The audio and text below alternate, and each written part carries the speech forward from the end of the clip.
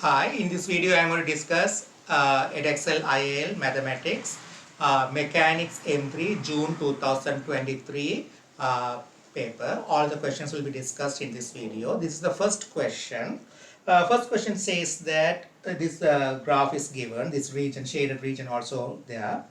The finite region capital R shown shaded in figure 1 is bounded by the x-axis, the line with the equation x equal 3, the curve with equation y equals square root of x plus 1 and y-axis. Find the y-coordinate of the center of mass of a uniform lamina in the shape of capital R. So normally we need to follow the method x bar is equal to sigma mi xi over sigma mi. So here we can find the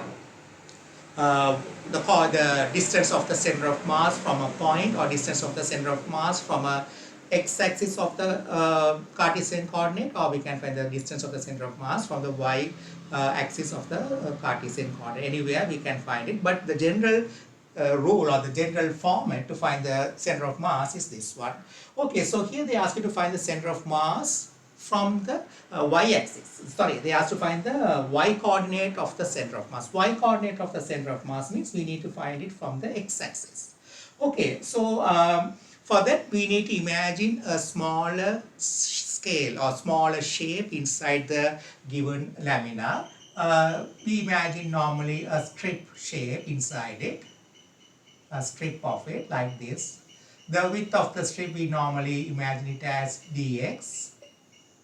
The width is dx, and the strip is at a distance of x from the origin, or x from the y-axis. That's the way we normally take it. And we imagine the whole lamina could be filled by placing several strips with different heights from x equals 0 to x equals 3. Okay, for this general format,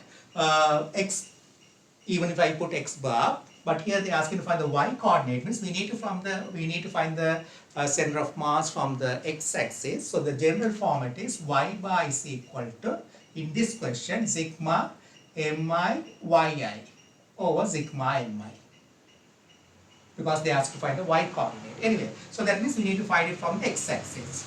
Okay, so for that we need to first find the sigma mi, the total mass of the lamina. For that we need to find the total area of the lamina. Okay, so there the area of the strip is given by delta A, because we need to find the total mass sigma mi, total mass of the shaded region of the lamina. For that I need to first find the surface area of the strip, then find the whole area, multiply by mass per unit area, you will get the total mass, that is sigma mi. Okay, so delta A, the area of the strip, is given by height of it. The height is y, which is given by square root of x plus 1. So that is y into the width dx. For a rectangular strip, height into width is it. That's the surface area. Y into dx. So y is given by square root of x plus 1. That is x plus 1 to the power half dx. That is the surface area of the strip. So the whole area is given by, area is equal to sigma delta A. That is, sigma means sigma x plus 1 to the power half dx. But if the summation with a function of x or y, whatever it is, it means it's an integration, is it? So it's a variable as a function. So it's going to be integral x plus 1 to the power half dx. The limit will be from 0 to 3. Okay, so I need to integrate this one. So to find the integration, you better remember the standard format of this type of integration. Say for example, integral of ax plus b to the power n dx is given by ax plus b to the power n plus 1 over, that will come as a denominator, n plus 1. And if you differentiate that, that becomes a. So integration of this is this. If you differentiate this, you will get this format. Or you can do a substitution method. That is, you can say let ax plus b is equal to capital X Then differentiate both sides, that is dx over dx is equal to a. So dx is equal to a dx. Sorry. Uh, that is dx is equal to 1 over a dx. Then in this format will be given as that this is ax plus b to the power n dx could be written as integral of ax plus b x to the power n. Instead of dx you can write 1 over a dx, 1 over a dx. So this 1 over a, if you take it out, 1 over a integral of x to the power n dx. So this will become 1 over a x to the power n plus 1 over n plus 1. Then if you substitute instead of x, capital X, substitute ax plus b, then you will get, I will continue here, ax plus b to the power n plus 1 over this a into n plus 1. But better, rather than wasting time in all these things, you can remember the standard format of this integration. Then we'll continue that way. We'll use this one, this standard format here. So here we know that a equal 1, there is b, that is 1, n equal half. So if you follow that one, and if you integrate this one, that is area, surface area is going to be, total surface area is going to be x to the power, x plus 1 to the power 3 by 2 over 3 by 2 into a is 1 anyway, and the limits will be 0 to 3. Okay, it's going to be 2 by 3, x plus 1 to the power 3 by 2, limits 0 to 3. Okay, solve it. You'll get the total area, that will become 14 by 3. That will become 14 by 3. So the total mass, that is sigma mi, the total mass will be 14 by 3 is the area into a mass per unit area, like a density. So that's going to be the denominator in the final equation.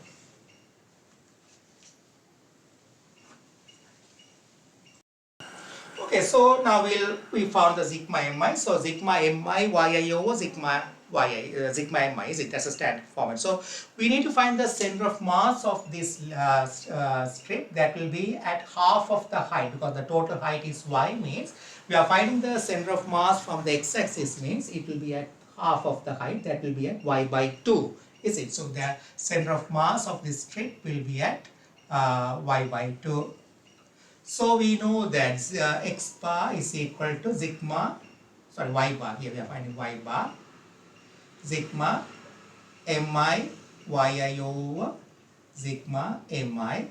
Sigma mi we found it here.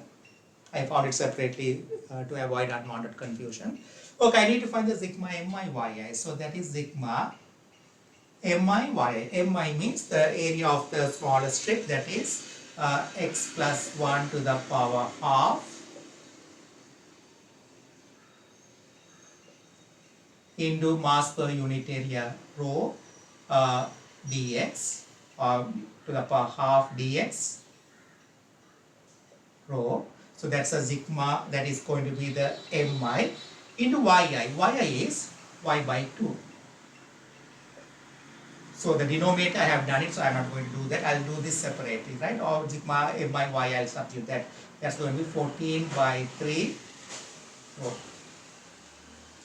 Okay, so we'll continue. This is in the form of y by 2. I can substitute again square root of x plus 1. So it's going to be y bar is equal to integral x plus 1. Rho I can take it out. Rho. Here also rho will get cancelled. This row and this row will get cancelled, so I'll leave it. X plus 1 to the power half into y by 2. Y by 2 again. X plus 1 to the power half by 2. So that 2 will be there. I can put it here half. Into dx over 14 by 3. Okay, so this is x plus 1 to the power half into x plus 1 to the power half is going to be x plus 1. 3 will go up, so it's going to be 3 over 28 integral of x plus 1. Here the limit is 0 to 3. Is it limit from 0 to 3? X plus 1 dx 0 to 3. If I solve it, that will be the y coordinate of the y coordinate of the center of mass. So that's going to be 3 over 28 x squared by 2 plus x 0 to 3. Solve it, you'll get 45 over 56, that is 0.80. That is the answer.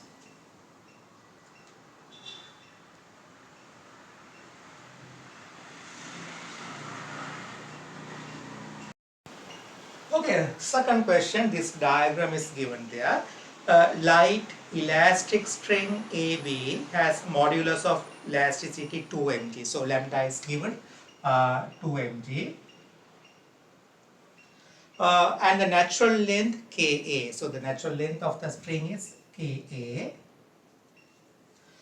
Where K is a constant. The end A of the elastic string is attached to a fixed point here. The other end B is attached to a particle of mass m. So there's a particle that has mass m. The particle is held in equilibrium with the elastic string taut, but by a force that acts in direction that is perpendicular to the string. So this is 90 degree. So this is 90 degree. So the force, there's a force, unknown force is acting, that is 90 degree to the string. F is not marked, I just put F. The line of action of the force and the elastic string lie in the same vertical plane. The string makes an angle theta with the downward vertical at A, as shown in the figure. Given that the length AB, now after this is the natural length, but when the force applied, the length becomes, that means including the extension, L dash we'll put it, that is AB becomes 21A over 10, that is length of AB, that's I put L dash. That is, and tan theta given 3 by 4.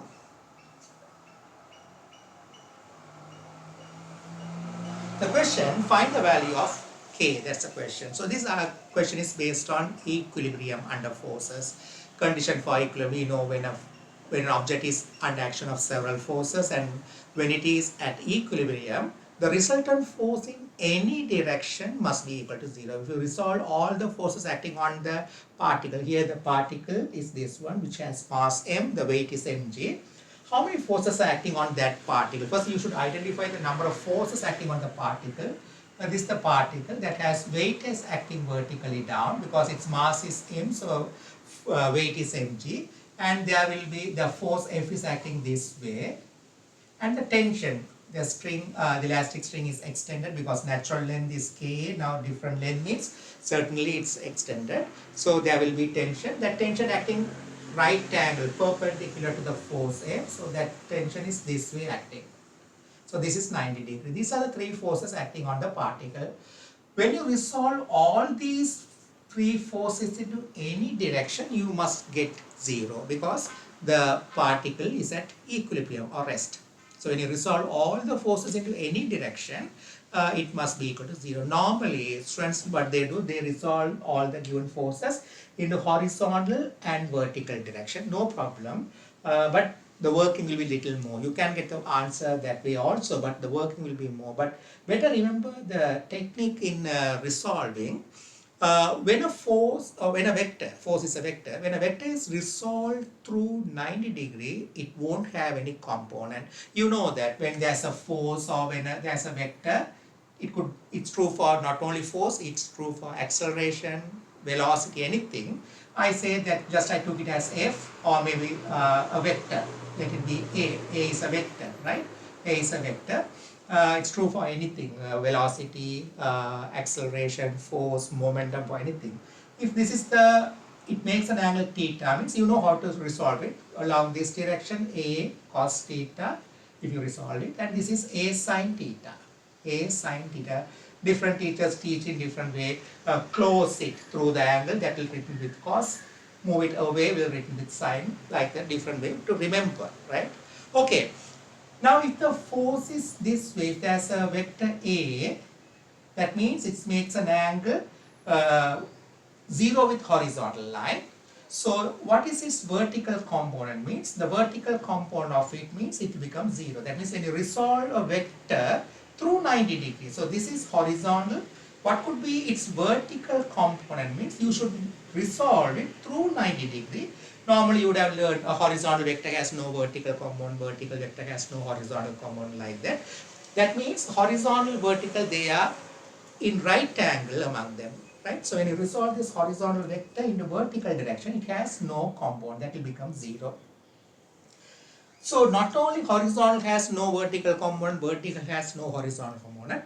Any vector, when it is resolved through 90 degree, it won't have any component. Say for example, if there's a vector A, what will be its component in right angle to this vector? Say along this direction, which is 90 degree, what will be its component? So this is 90 degree. So what's the component of this vector in this direction? That will be equal to 0.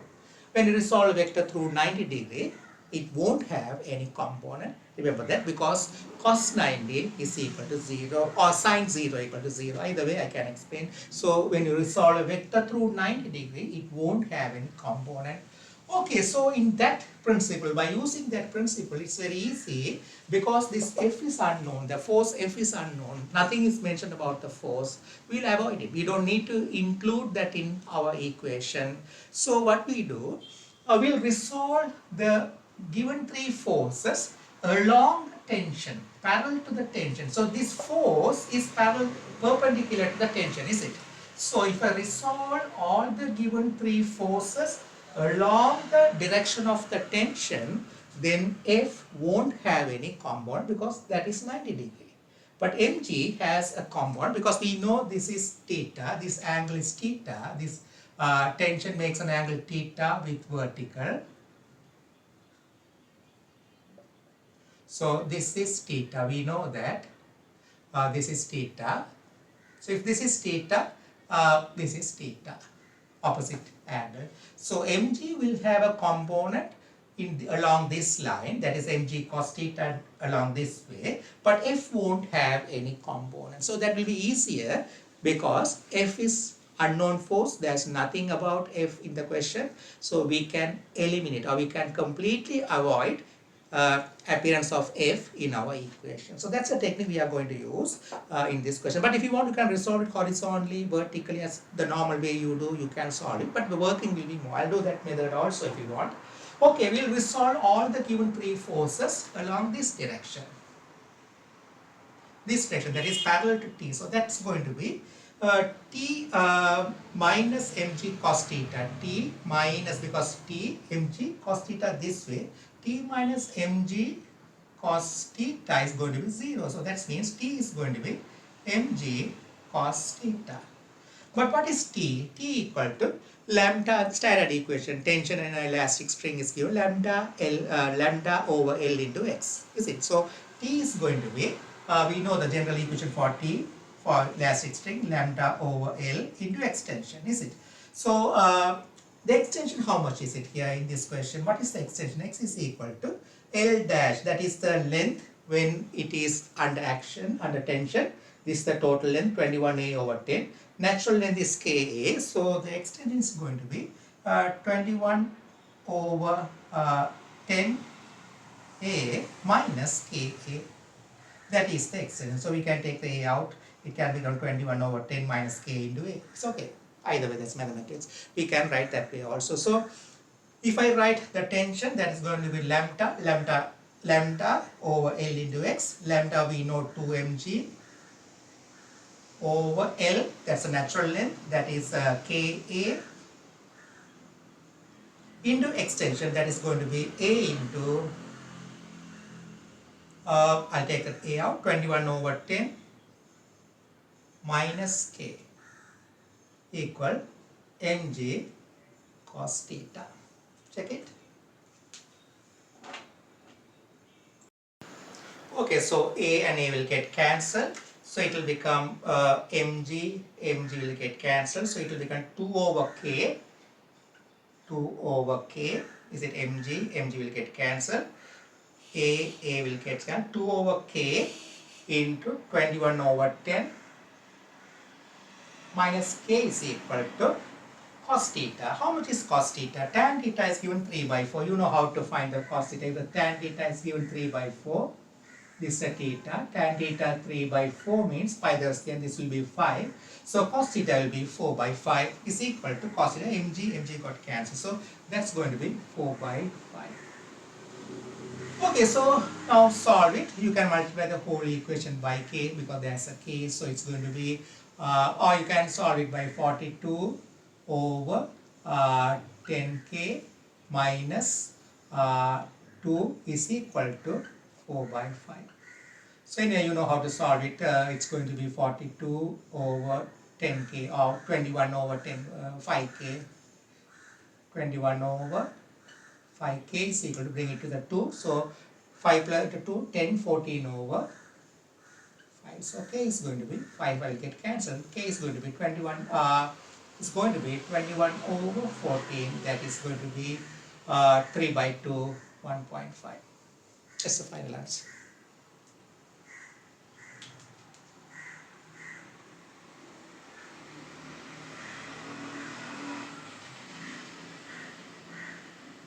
So the technique here, by resolving all the forces along the T parallel to the line of action of the tension, I avoided the force F because it won't have any component in that direction.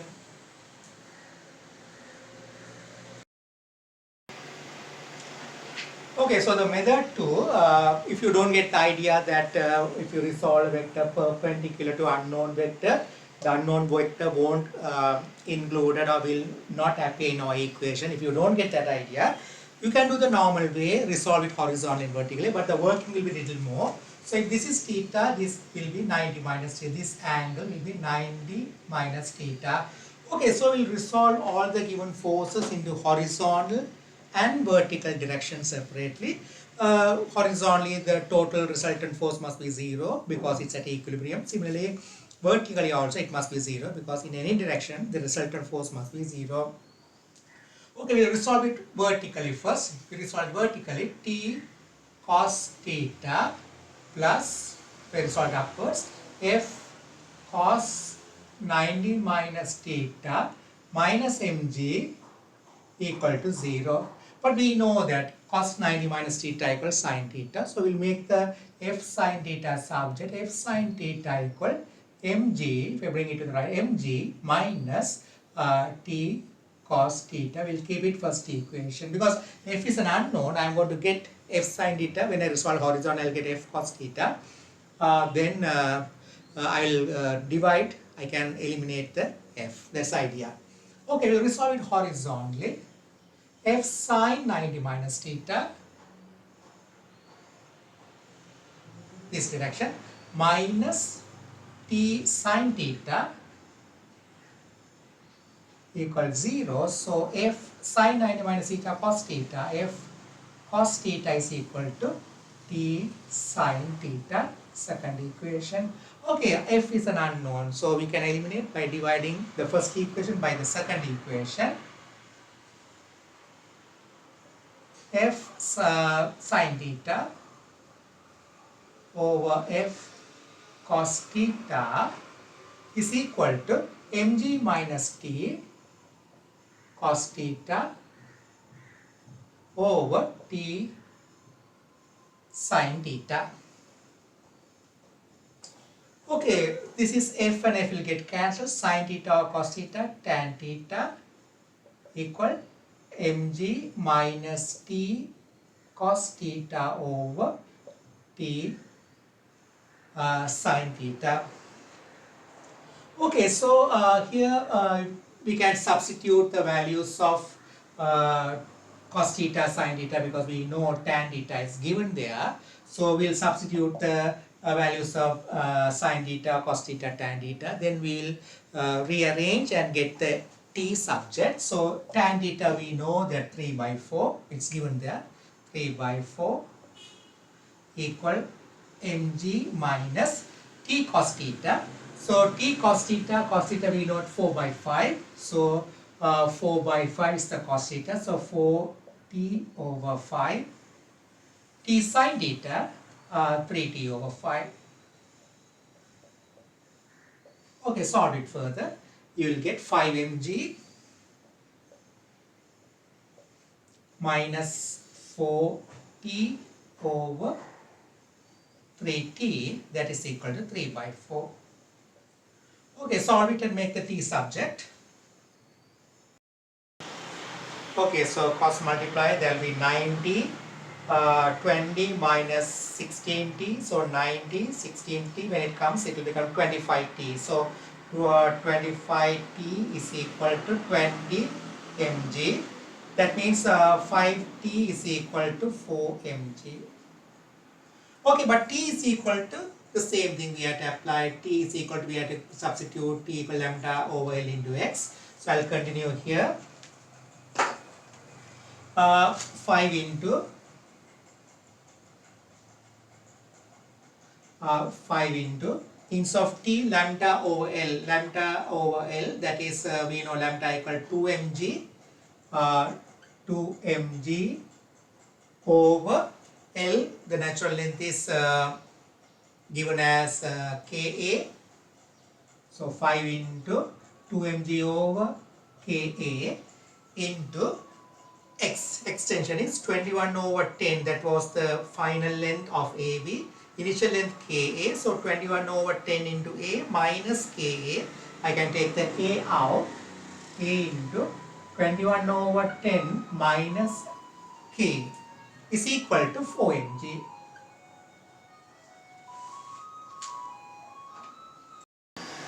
Okay, so this A will get cancelled. 2 mg, here 4 mg, it will become 2, so it's going to be 5 over K. A got cancelled, 2 mg got 5 over A, 21 over 10 minus K equal to. Okay, so it's going to be 21 over 5 to 2K minus 5 is equal to 2. So 21 over 2k equal to 7. So k is equal to 21 over 14, that is 1.5. And you will get the answer, but working is little more.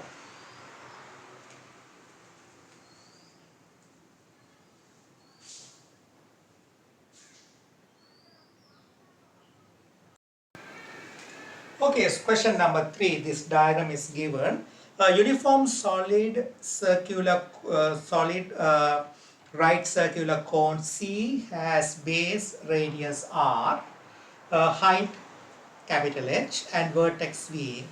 A uniform solid S shown in figure 3 is formed by removing from C a uniform solid right circular cone of height H. So from that inside, another part of the cone is removed that has the same base axis of symmetry as C. Okay.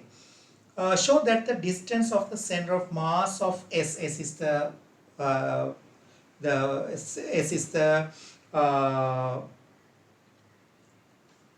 cone which has from which the base is removed with the height h, right? The cone is removed. Show that the distance of the center of mass of S from V is 1/4 of 3h minus h.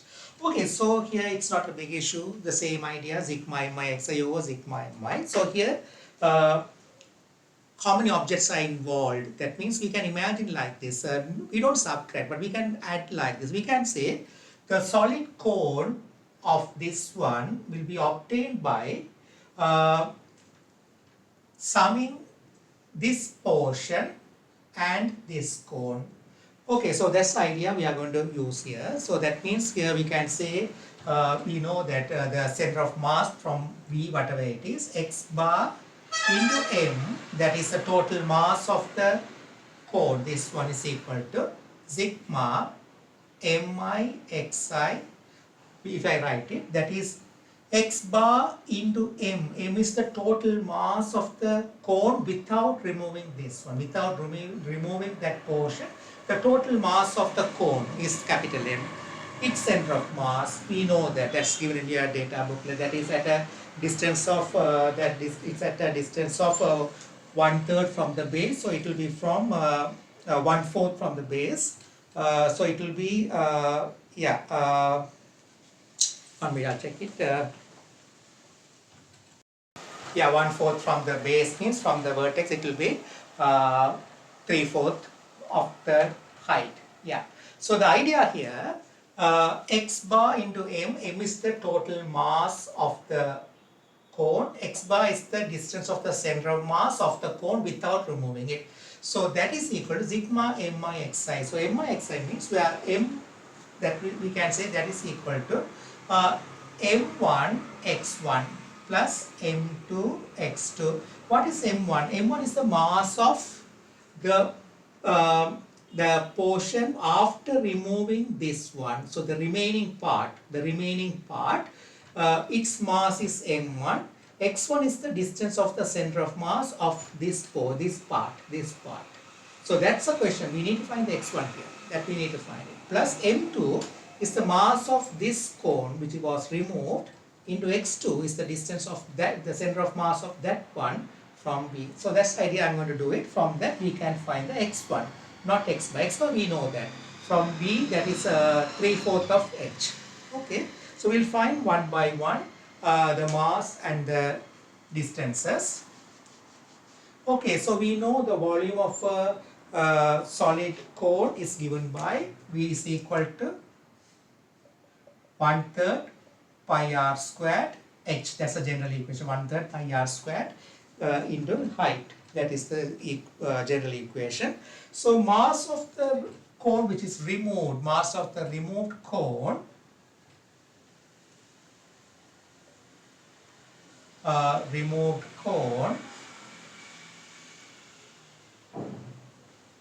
we'll make it m, I'll name it as m1, doesn't matter, m1, that is equal to 1/3 pi r squared. The height is h, rho is the volume of the material, right. Then mass of the initial cone, that is capital M, is equal to 1/3 pi r squared capital H into rho. So then mass of the cone remaining, the mass of the C, they are using the word uniform solid circular cone. C has been radius r, so I can call this as capital M or C, MC, I can name this the total mass.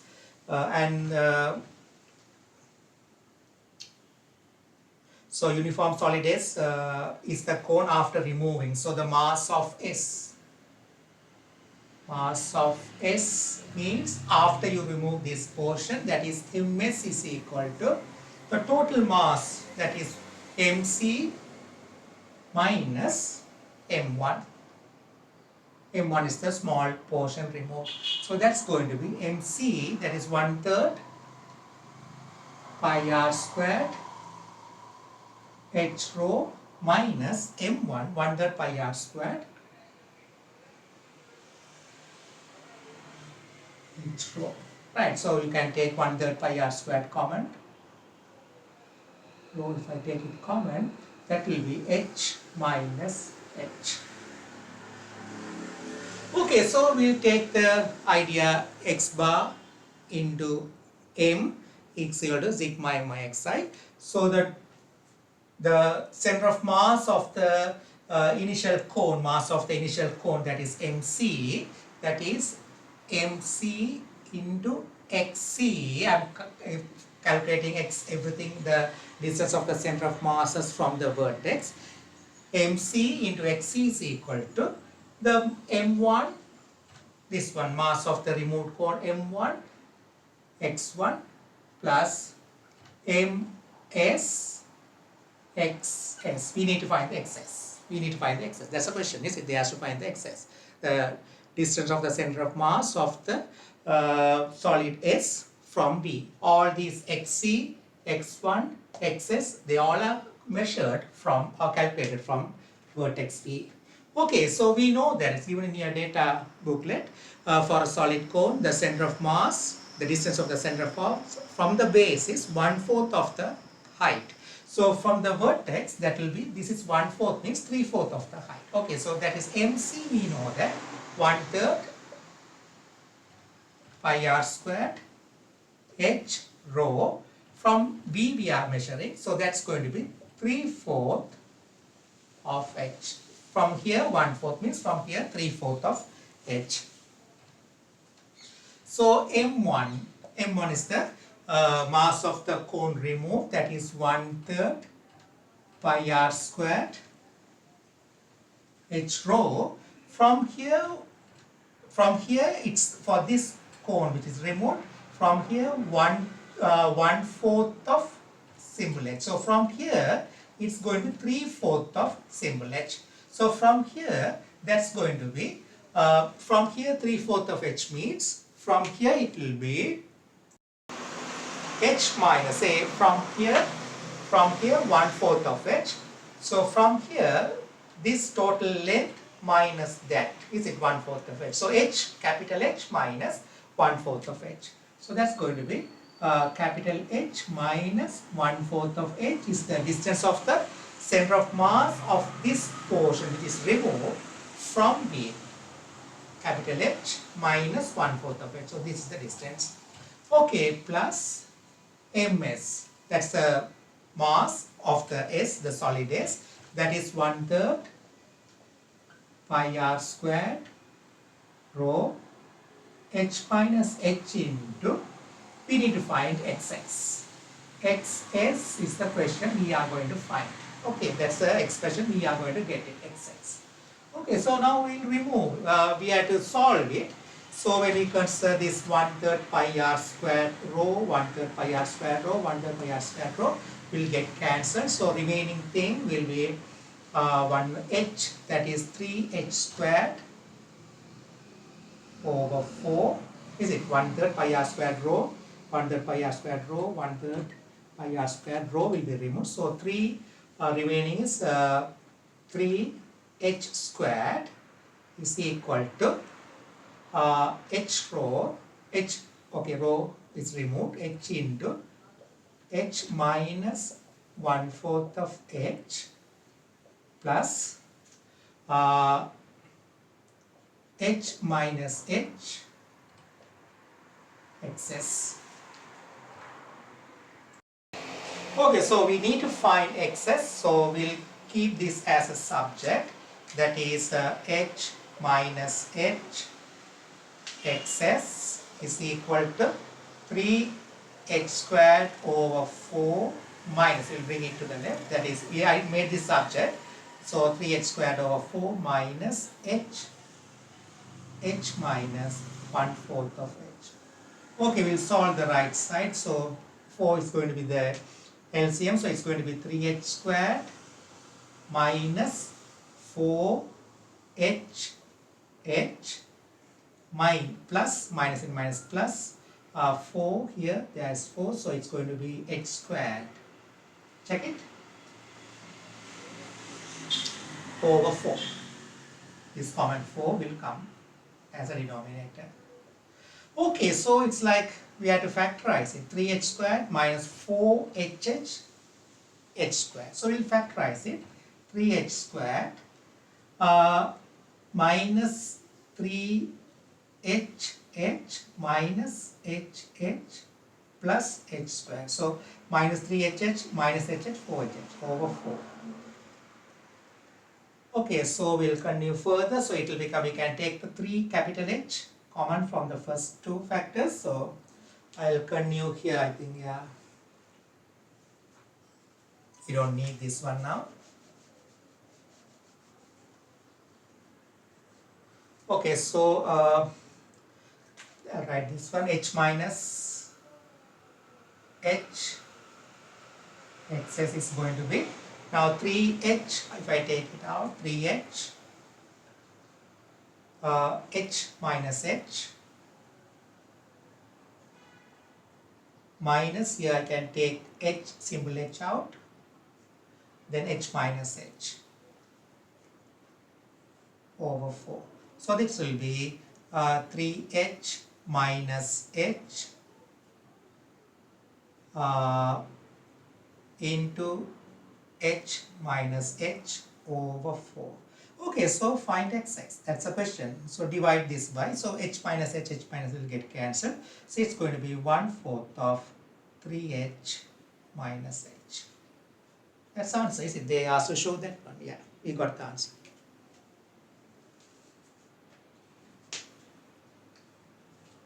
So that's the distance of the center of mass of the solid S. Solid S means initially there was a cone which has height capital H, radius R, solid cone.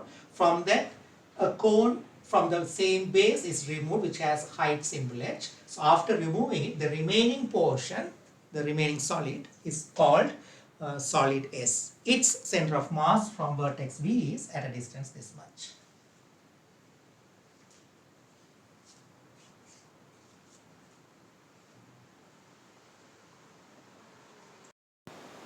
Okay, so B part, I drew the diagram. The question says that the solid S is suspended by two vertical light strings. The first string is attached to S at V. So this is the V attached to S at V. And the second string is attached to S at a point on the circumference. So at this point, so we'll call this as P, right? The solid S hangs freely in equilibrium with its axis of symmetry horizontal. So this is horizontal. Yeah, it looks like horizontal. It's VO. O is the center of the circular part. So VO is horizontal. The tension in the string, first string is T1. This is T1. This is T2. Find T1 over T2, giving you answer in terms of capital H and symbol H in its simplest form. Okay, so very simple, just easily we can find it. We know that weight of the S will act at its center of mass. So we know the distance of the center of mass somewhere here. This is the weight mg. So it will act, mg will say just msg, or we can name whatever it is, msg, right, msg. Okay, so the distance of center of mass, I named the center of mass normally capital G. The distance of the center of mass from V, we found it in the first part. That distance we already found it, that is from V, the distance of the center of mass. From V, we found it 1/4 of 3H minus H. So how much will it be from the base? How much is this distance? So capital H, this distance is, if I say this is D, so D is going to be capital H, that's the total height, is it? Capital H given in the question, minus 1/4 of 3H minus H. So that will be H minus 3H by 4 plus H by 4. So that's going to be 4, that is H plus H by 4. D is this. So that means from the base, the distance of the center of mass is capital H plus symbol H by 4. Okay, we need to find the ratio of T1 to T2. Simple. We'll take moment, turning effect, moment about G. So take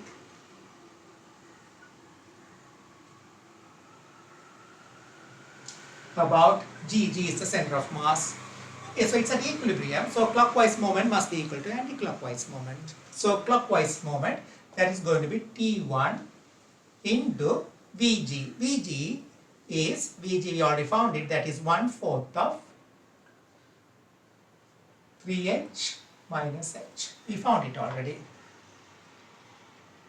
Yes. This is a clockwise moment equal to anti-clockwise moment, T2 into distance D, I found the D, H plus H over 4. Okay, I need to find the T1 over T2. 1/4 will get cancelled. It's going to be H plus H over 3H minus H. That's the answer. H plus H over 3H minus H. That's our final answer, the ratio.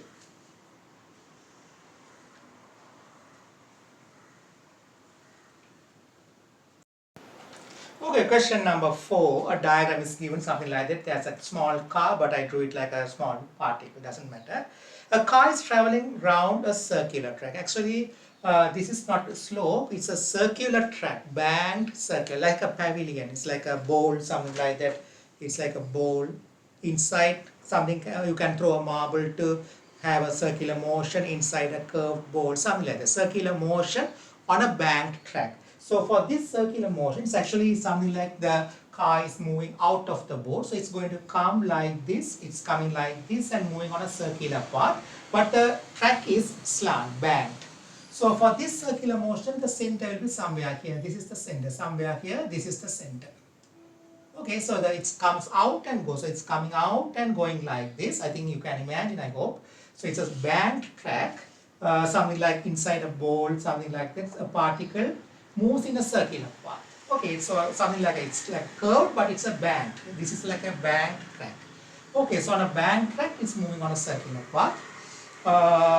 It makes an angle alpha with horizontal. The car and driver are modeled as particles. So that's the reason I put a particle there. The car moves around the track with a constant speed in a horizontal circle of radius r. So it's moving on a horizontal, so it's moving on a horizontal circle, but the track is everywhere slant, banked.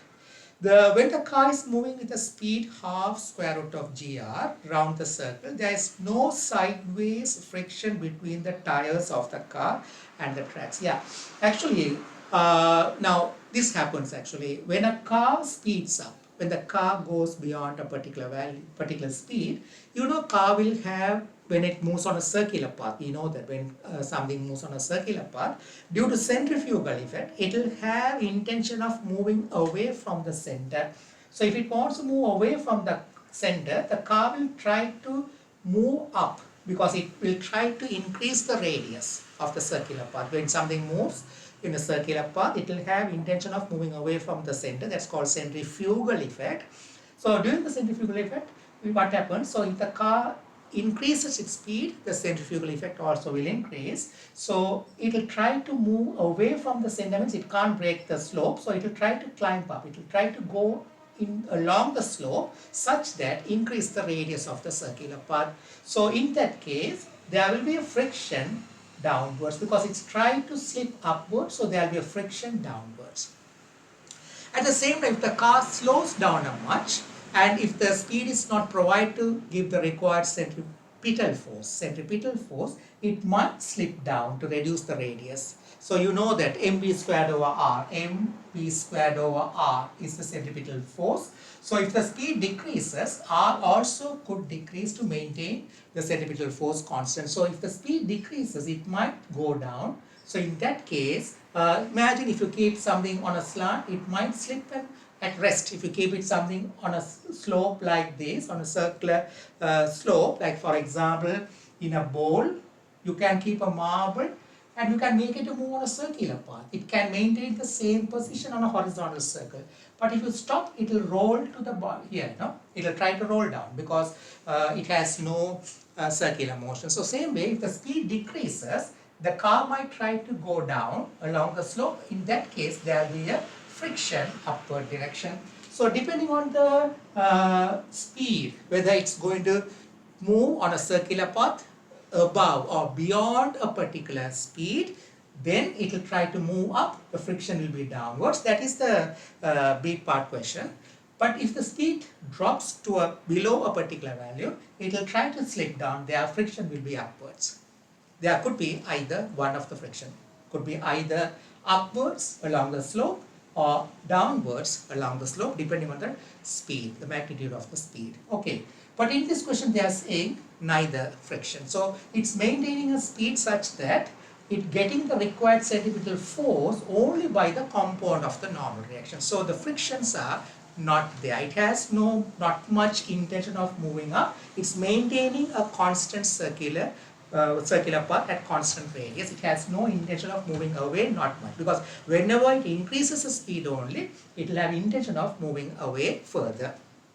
Okay, so they are asking to assume there is no friction in this question, but actually practically there will be friction along the slope down, because the particle which is moving on the circular path will have intention of moving away from the center, but here they are saying it has no friction, so we'll assume it.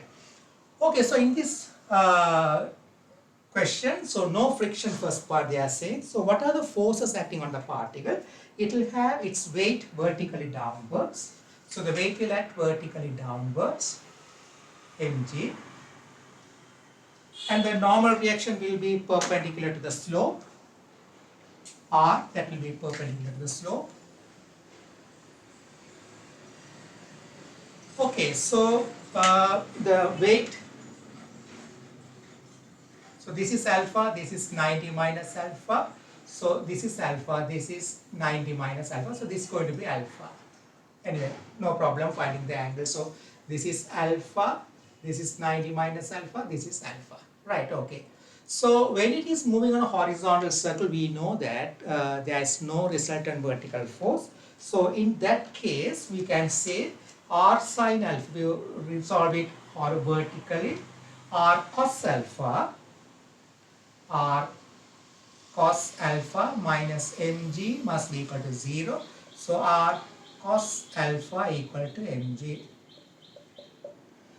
Okay, so the required centripetal force is going to be only the component of the normal reaction. So when we consider the center is somewhere here, mg has no component in horizontal direction. So towards the center of the circular path, r sine alpha is equal to F equal mv squared over r, that is mv squared over r. Okay, so this is the second equation. We'll divide second equation by first equation. R sine alpha over r cos alpha is equal to mv squared over r over mg. So r I will get cancelled, sine over cos, tan alpha. So tan alpha will be equal to m will get cancelled, v squared over rg. But value of v is given as half square root of g. So half square root of gr, all things squared, over gr or rg, whatever it is. So you know that is 1/4, because gr will get cancelled. Half squared is 1/4. So tan alpha equal to 1/4. That's the first part they asked to show that.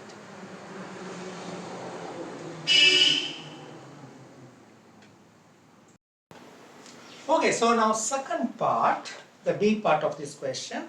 The sideways friction between the tires of the car and the track has coefficient of friction mu, where mu less than 4. The maximum speed at which the car can move round the circle without slipping sideways is B. So without slipping sideways means maximum speed. So if the speed increases beyond it, yes, as I told earlier, it will try to slip upward direction. So the friction will be downward. So the maximum speed at which the friction will act downwards, and that friction will be limiting friction, because the car is about to slip upwards. So that will be the maximum friction, that is avoiding the upward slipping. So there will be a friction along the slope downwards. You know, F equal mu r. Here the normal reaction now it's r. So along the slope downwards, that will be F equal mu n, because it's a limiting friction. At that moment, it's going to slip upwards, maximum speed. So when the speed increases, it will try to move away from the center.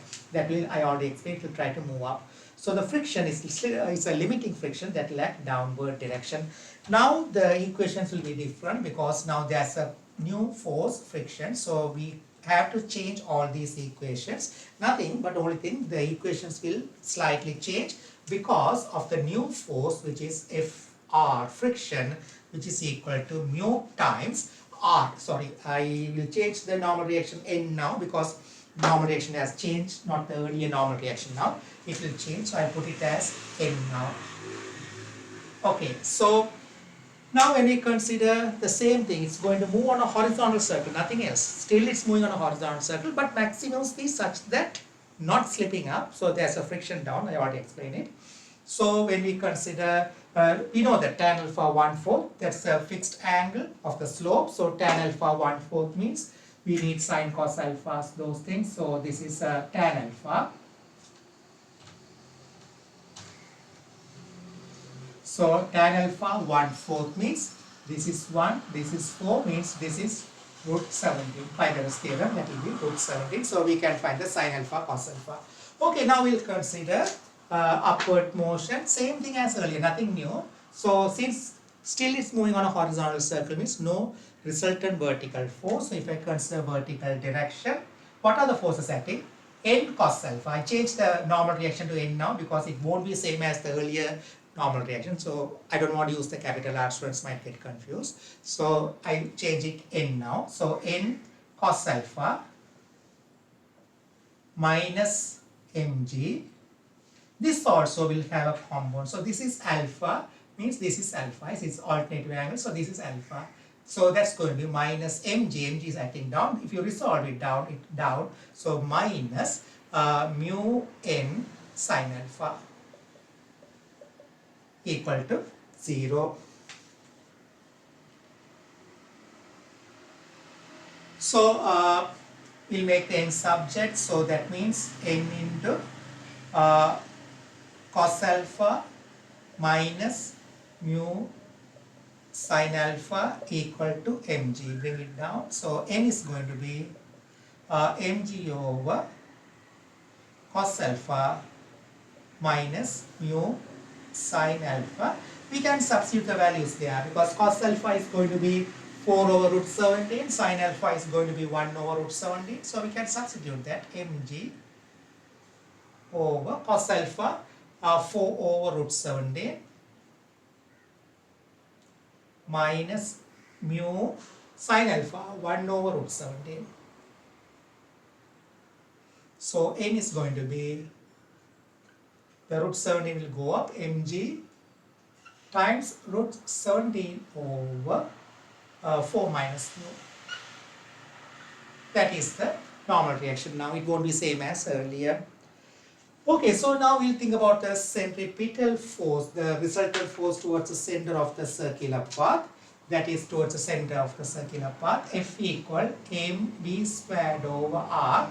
Here v is the maximum, possibly maximum speed. What could be the required centripetal force? Which forces are providing the required centripetal force? Mg is anyway vertical, it has no horizontal component. The friction has a component, that is mu n cos alpha. Then this normal reaction n also has a component, plus n sin alpha is equal to m v max, because we are considering the maximum speed. That's the reason we told the maximum friction is downwards, it's a limiting friction. So maximum force mv max squared over r.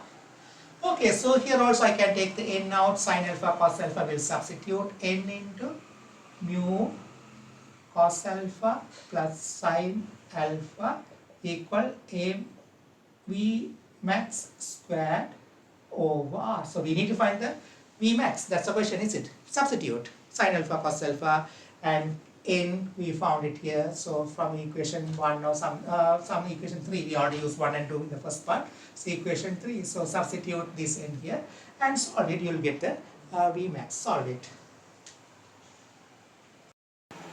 Okay, so n means mg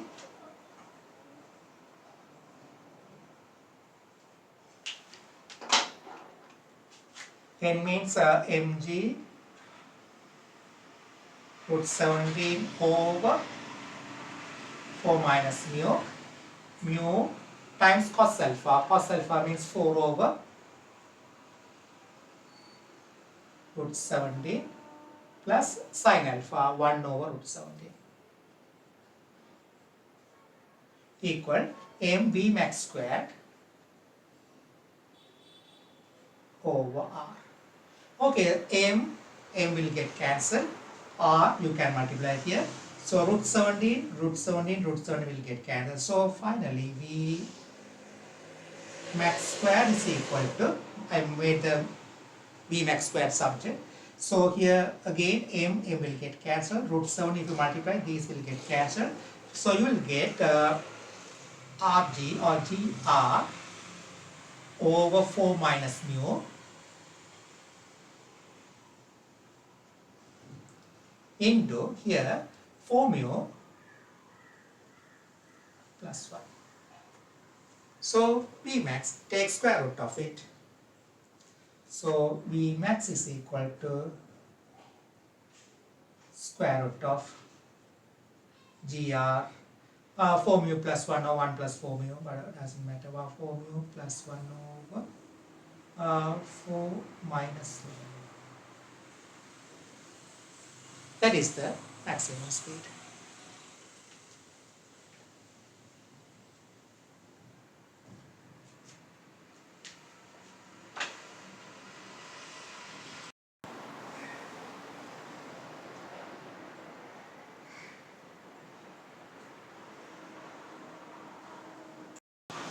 Okay, question number 5, it's based on gravitational force. The center of the earth is O and earth is modeled as fixed sphere of radius capital R. The radius of the earth is R. At time t equals 0, particle P is projected vertically upwards with speed u from point A on the surface of the earth. So I can draw it like upwards means any direction I can draw, even this is upwards. Away from the earth is called upwards. Upwards does not mean always vertically up. When we draw the sphere, we have to think about this space. So away from the earth is called upwards. So I can take even here. So the particle is projected from here at speed u at t equals 0. So the radius of the earth is capital R. Okay. Particle name P, yeah, the particle's name P, I didn't mark it. Okay. From point A. So this point is A. Right. At time t seconds, that means later, which t greater than or equal to 0, P is at a distance x from O. So it has gone to a point x. It will have a speed v. From O, from the center, its distance is x. From the center, its distance is x.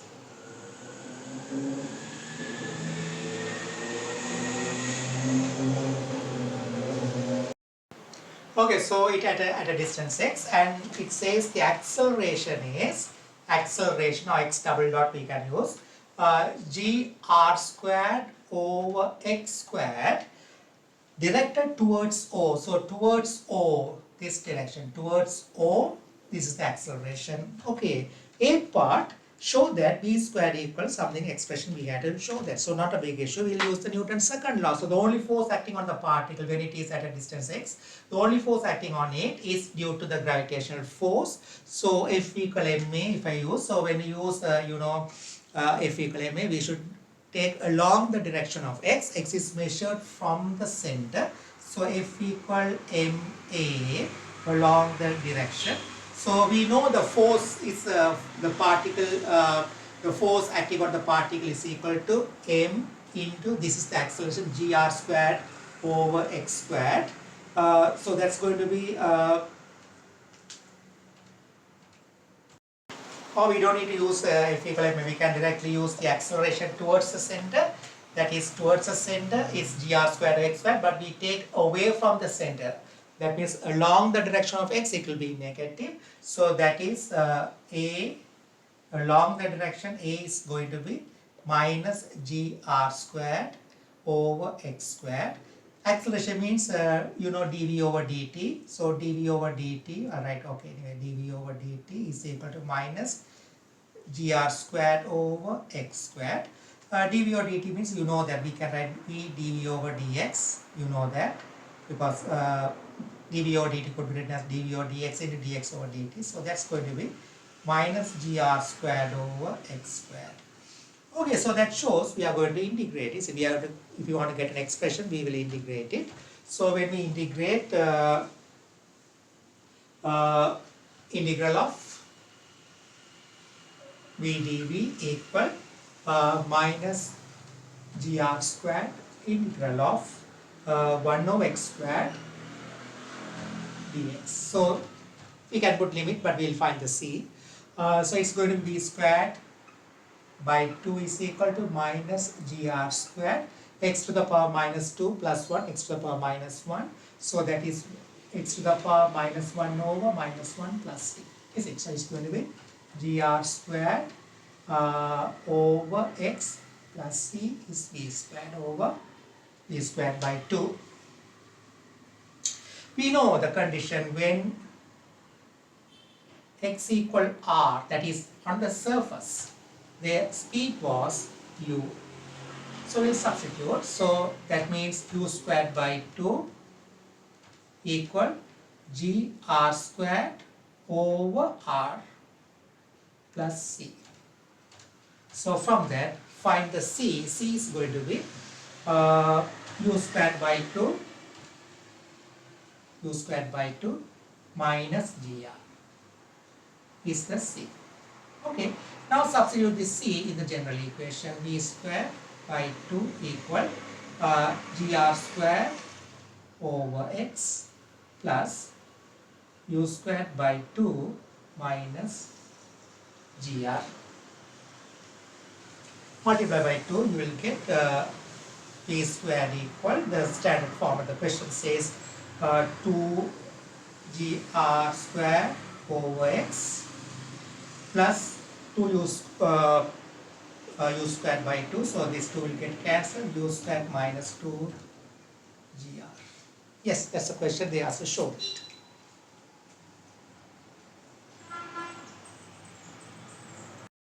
Okay, so that's the answer for A part. A part is actually a general equation that relates the speed at an instant with the distance from the center of the earth. How the speed varies with the distance from the center of the earth. Now B part, particle P is first moving with the speed half square root of gr at the point B. Given that u equals square root of gr, find in terms of r the distance AB. So they are saying when it moving away, initially it was projected at a speed u away from the surface of the earth. So now the capital U is given as square root of gr. So it moves away, the speed becomes half square root of gr. So they ask you to find the distance of that point where the speed becomes half square root of gr. Find its distance from A. Okay, so nothing. We can use this equation. Already we got this general equation. So I'll use this equation for the B part. So I'll keep that equation here. I'm going to use that equation for the B part.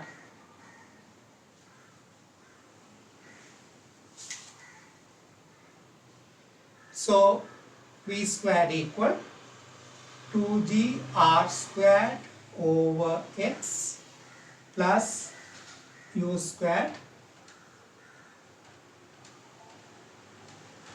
minus 2gr. So at a distance, we need to find at a particular distance x, we are going to find the value of x when the speed v becomes half gr. So half square root of gr all things squared equal 2gr squared over x plus u squared is given, the initial speed, that is square root of gr minus 2gr. Okay, solve it and find the value of x in terms of g and r. Solve it, you will get this is 1/4 of gr is equal to 2gr squared over x plus gr minus 2gr. So it's going to be minus gr. Is it correct now? X will become g square root of gr is square, that's gr minus 2gr from gr. Okay, so bring it to the left. So solve it. Now when it becomes left, it becomes plus gr, 1/4 of gr. So it's going to be 5gr over 4. It's going to be 2gr squared over x. Find the x, solve it. So here gr, here g will get cancelled, r squared. So x is going to be 8r over 5. Correct, no? Yeah. 8, yes, 8r over 5 is the x. So that is from the center of the earth. But they ask you to find the distance from A. So AB. So this is the distance from the center of earth. So AB or length AB, or just put AB is equal to 8 that is x minus radius of the earth. So 8r over 5 minus r, so 3r over 5 from a, that's the final answer.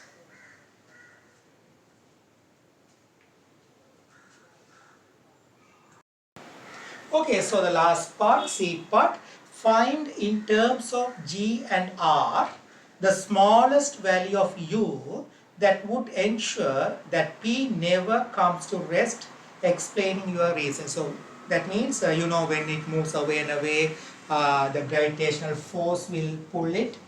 So the force exerted by the earth on the particle is opposite to the direction of velocity. So certainly it will decelerate, it will come to rest somewhere else, so practically. But they are saying if you project it at a particular speed, it never comes to zero, even at far distance. Far distance means mathematically we take it as infinite distance. So that means even we use the same general equation. I'm going to use it. Even when x becomes infinite, v is still greater than 0. What could be the value of u? That's the question. Okay, so C part, when x tends to infinity, we can't say equal, it's approach infinite value, very, very large value. What will happen? 2gr squared over 2gr squared over x will tend to 0. So we can ignore this value when x becomes very large. But even at that, v must be greater than 0. So in this case, v squared equal u squared. So this has become 0. It will tend to 0. We can ignore it. So u squared minus 2gr, v squared must be still greater than 0 because the speed never comes to 0 at infinite distance. So now solve it. So u squared must be greater than 2gr. So u must be greater than square root of 2gr. That is the minimum value of u equal to square root of 2gr. If you project it at this speed, you can calculate. Physics students, they know g is 9.8, r is 6,400 kilometer. Convert to meter and find, you can find the minimum speed that required. Just one projection, not like a rocket motion. Rocket motion, the fuel continuously provide kinetic energy. Here, just one projection. If you project at that value, it never comes to 0 even at infinite distance. It's a very large value, several millions of meter per second you will get it. But anyway, that's the final answer. Okay, question number 6. That's on circular motion. This diagram is given. Okay, a particle P of mass m is attached to one end of a light inextensible string of length a. The other end of the string is attached to a fixed point O. Particle P is held at rest with the string taut and horizontal and is then projected vertically downwards with a speed u. Air resistance negligible. At the instant when the string has turned through an angle theta and the string is taut, the tension in the string is capital T. Show that T. So we need to get an expression for T. It's a normal theory question. So we'll see it's moving down. So same string, when the string comes to this position, so it has gone like this. At that moment, the speed will be along the tangent. So this is tension along this way. So at this instant, so how much has it moved down? This is theta, this angle is theta. So what's the vertical height has it moved down? So this is the vertical height, it has gone down. That is h equal a in this right angle triangle, h equal a sine theta, is it? This right angle triangle, this is a sine theta, that's the height it has moved down or fallen down. Okay, so here when we find the tension, that will be in terms of speed at that moment. So we need to find the v in terms of u. In vertical circular motion, we find the speed if we know the initial speed by using energy equations. When we use the energy equations, loss in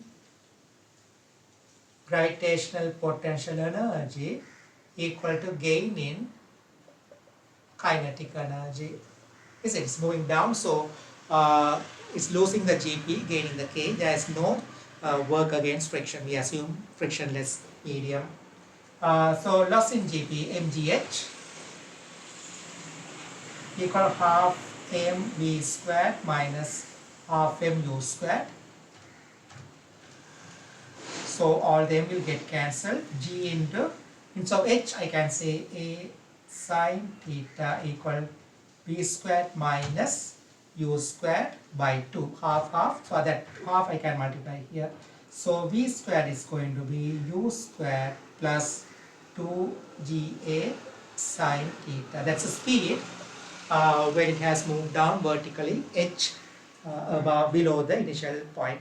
Okay, so we need to get the expression for tension. So I think at this position, when it is at this position, what are the forces acting on it? The weight is acting vertically down, mg. The tension along this way, tension is along this way, this is the tension. That makes an angle theta with horizontal. So that tension makes an angle theta with horizontal. This is theta. So because they are saying theta with horizontal, is it? So that's a tension. We need to find the resultant force towards the center. So this is theta means, this is theta. So this is 90 minus theta. Am I right? This is theta means, this is opposite angle, this is theta, this is 90. So that will be 90 minus theta.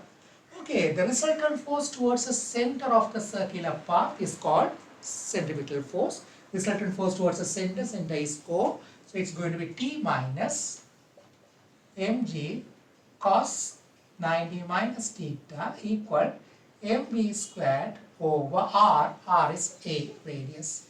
So T minus mg sine theta, cos 90 minus sine theta equal m over a. Instead of v squared, we'll substitute u squared plus 2ga sine theta.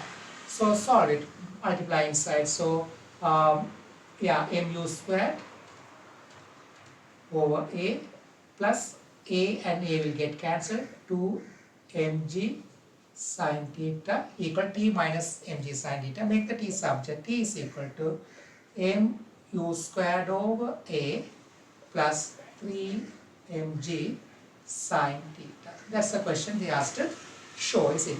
Mu squared over a plus 3 mg sine theta. Yeah, that's the A part. We have done the A part. Question number 6, A part completed.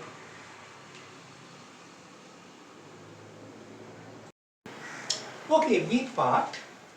Find in terms of A and G the speed. Now they are giving u is equal to 2 square root of 3ag of 5 is given. That's the initial speed they are giving in terms of A and G. B part, find in terms of A and G the speed of P at the instant when the string goes slack. So when the string slacks, tension should become equal to 0. So B part, when tension becomes 0, the question is they asked to find the speed P, the speed of the particle. We need to find it. Okay, so we need to find the V in terms, so only thing U is given. We need to eliminate the sine theta. So the sine theta could be eliminated by using this tension 0. So 0 equal m over a. U squared is given as 2 square root of 3ag over 5 square. That's a given, is it? 2 over, yeah, square age of 5, that is u squared plus 3 mg sine theta. So it's going to be, solve it, m over a, this is 4, 3ag of 5, that is 4, 3ag of 5 means 12 ag over 5 plus 3 mg cos theta. Here sine theta, not cos theta, sine theta. Anyway, we can find the sine theta here itself, or we can substitute the value of u later here. Substitute, that will be easy because otherwise it looks a bit complicated. We'll substitute the value of u later. So we'll continue when t equals 0. 3 mg sine theta, we'll substitute the value of u later, what's the given value. 3mg sine theta equal minus m u squared over a. So mg, yeah, so that means here 2 ga sine theta. I'll try to get the ga sine theta. M will get cancelled, so it's going to be cross multiply. So ga sine theta is going to be minus m and m will get cancelled. Ga sine theta is equal to be minus u squared over 3. That's easy, because we need this expression later for the part C also. Ga sine theta equal u squared over 3. Okay, so that's the relationship between sine theta and u squared. Now we'll substitute that here. So from this equation, p squared is equal to, we have it already, first part you got it, u squared plus 2ag 2 sine theta. So that is u squared plus 2ga sine theta, means 2 minus substitute ga sine theta, 2 u squared, so minus 2 u squared over 3. So it's going to be u squared over 3. Now substitute the value of u. That's easy, is it? So v squared, you are getting u squared over 3. So that's going to be u is given as 2 square root of g. So v is going to be u over root 3. Yeah, so u is given as 2 square root of 3ag over 5 over root 3. So here root 3 is there, is it inside the square root, there's root 3. So this root 3 can take out and get cancelled with this. So it's become 2 square root of ag over 5. That's the final answer. This is a, not 9. This is a, looks like 9. ag over 5. That's the final answer, because there's a square root 3. This square root of 3 get cancelled. That's the final answer for the B part.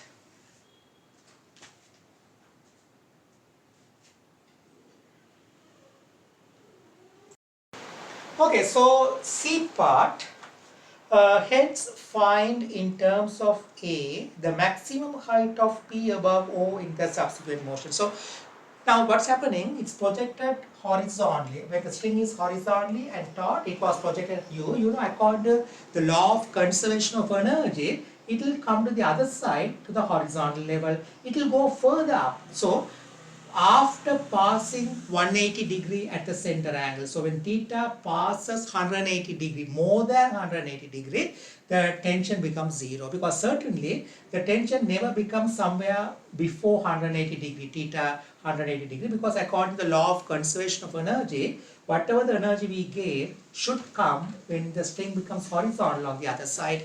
So after it passes 180 degree at the central angle theta, the string slacks. So when the string slacks, the speed is not equal to 0, because when the string slacks, the speed is non-zero value. So what happens? Speed has a value, real positive value, but string slacks means there is no centrifugal effect. The particle is not following circular motion. That's the idea. Remember that. In a circular motion, vertical circular motion, that string becomes slack. That means the tension becomes 0, but the speed is non-zero value at that moment. That's a B part we found it. That means the particle has speed, but string becomes slack. No tension means the particle has no intention of moving away from the center. That means particle has no centrifugal effect. That means the particle is not following circular path from that moment onwards. So what will happen? It will follow a projectile motion. So the question, that's the reasons they are asking, hence find in terms of A the maximum height of P above O in the subsequent motion. So it's going to follow projectile motion. So I'll draw a diagram. So from the moment somewhere here, after passing 180 degree, when the central angle becomes more than 180 degree, beyond it, it will be a projectile motion. So during the projectile motion, we need to find the maximum height. Okay, I'll draw the diagram and we'll find it. And note down this, remember this equation. We need this later in the C part also. We'll use it because from this we'll find the theta at which the central at which the tension becomes 0. We can find it by using this equation. We know that when the tension becomes 0, Ga sine theta equal minus u squared over 3. So we know the value of u is given as 2 square root of 3 ag of 5. So that is minus square root of 3 ag over 5 to all things squared over 3. So that will be, if you solve it, you will get that will be minus 4 by so here you will get yeah, that will be minus 4 into 3 12 ag over 5 over 3 that is Ga sine theta. Ga will get cancelled. So this is 3, this is 4. So sine theta equal minus 4 over 5. So the angle becomes minus sine theta because minus 4 over 5. So you know that second quarter sine values are positive. The third quarter, first quarter you know in trigonometry, this is all positive. Sine positive, only tangent is positive. So here sine becomes negative means the angle is more than 180 degree. The theta becomes more than 180. Also you know that sine theta 100 minus 4 by 5, that means we can find the cos theta. That's not a big issue. So this is more than 180 degree, we know that. So at that point it becomes minus negative, the tension becomes 0.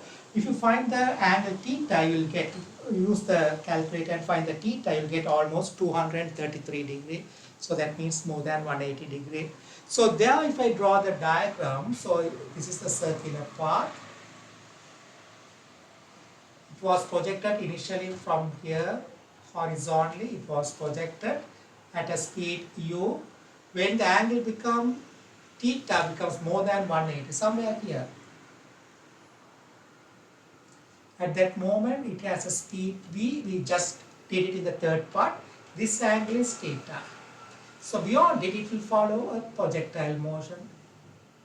Something like that. It might follow a projectile motion, something like this. Okay, we'll draw the theta somewhere here like this. Okay, so the theta is greater than 180. So sine theta minus 4 by 5. So I can say sine 180 plus theta equal minus sine theta, which is minus 4 by 5. So here the theta what I use is this 180. This is 180 plus theta. So we know that is how I find the value. You will get 233 or something. We don't need it. So sine 180 plus theta is equal to minus sine theta. That is minus 4 by 5. So we know the sine theta 4 by 5. We can take sine theta equal 4 by 5. So I use that here. Sine theta equal 4 by 5. So cos theta, we can find it by using right angle triangle. That will be 3. So 3 by 5. We'll use that later. Okay, so this is 180 plus theta. Okay, so this is the projectile path is going to follow. So the question is, find the maximum height. So they ask you to find the maximum height above the horizontal line. So this height they are asking to find. This height they are asking to find. H max is the question. Okay, I drew the diagram again to make it more clear. Okay, so we need to find the maximum height above the horizontal line that is passing through the center. So this is the center.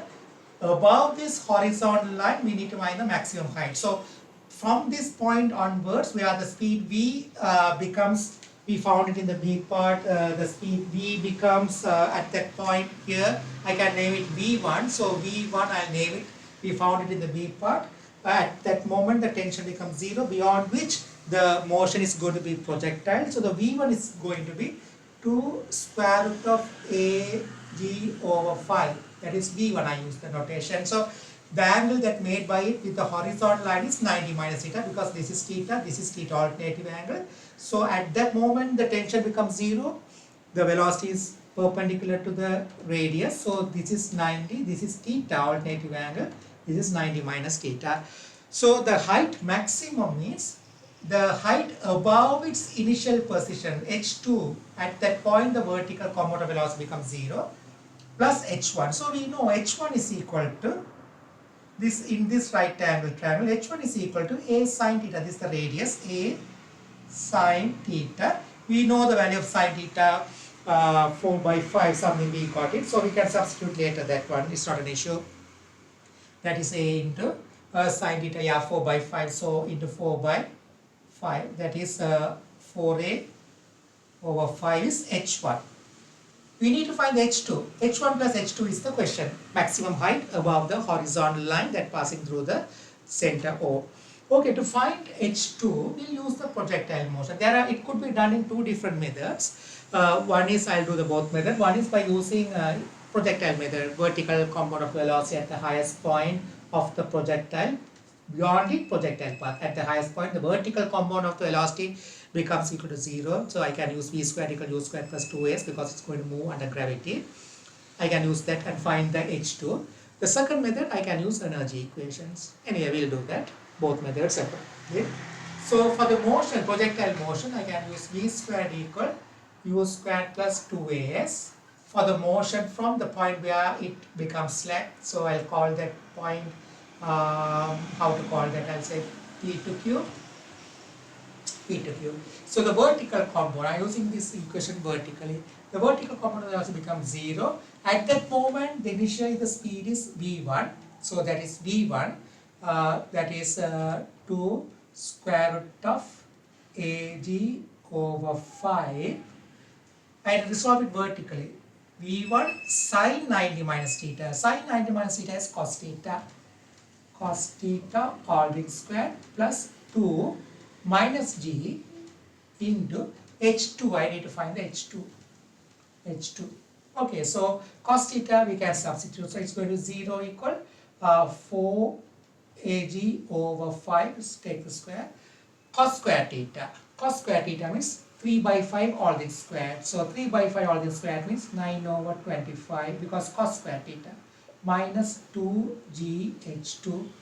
Okay, solve it. So 2gh2 equal, this is 9, 4, 36 ag over 125. So h2 is going to be 2g, g get cancelled, 18 a over, correct, no, 125 is h2.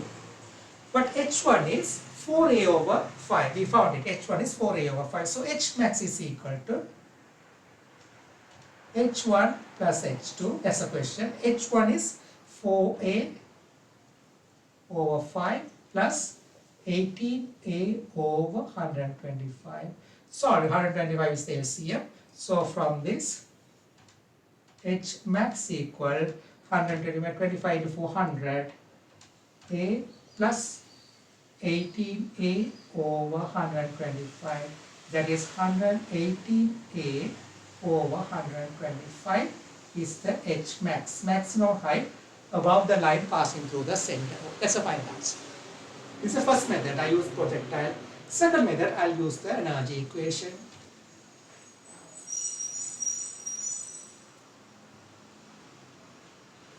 Okay, so this is C part, is it? This is the part C. I think C part, question number 6. Yeah, part C. Okay, so method 2, second method. Anyway, first method is easier, but second method that also we can use energy equations. Remember that energy equation, vertical component of velocity becomes 0, but horizontal component of velocity is still there. You know, during projectile motion, horizontal component of velocity remains unchanged. So I can use the energy equation for the motion from P to Q to find H2.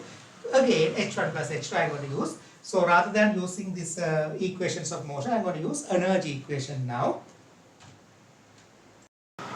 So method 2, now same question, method 2, part C.